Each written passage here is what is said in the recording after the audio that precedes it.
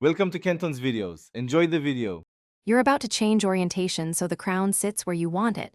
This affects controls and wrist detection. First, make sure the Apple Watch is on your wrist and your iPhone is unlocked and paired. Open the Watch app on the iPhone and tap My Watch. Once there, tap General, then scroll to Watch Orientation. You're at the control panel that defines wrist and digital crown placement. Start here to ensure touch and rotation behave correctly. Now change the actual orientation settings. Tap wrist and choose left or right to match how you wear the watch. This alters screen rotation and wrist detection. Next, set digital crown to left or right so the crown and side button are mapped correctly.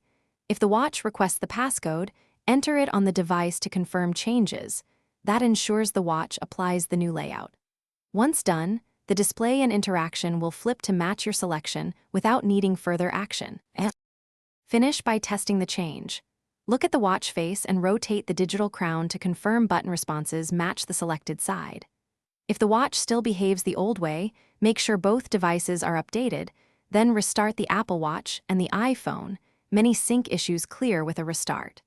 If problems persist, unpair and repair the watch from the Watch app to fully reapply settings. That reset almost always resolves orientation mismatches. Thanks for watching. Consider subscribing if we helped you.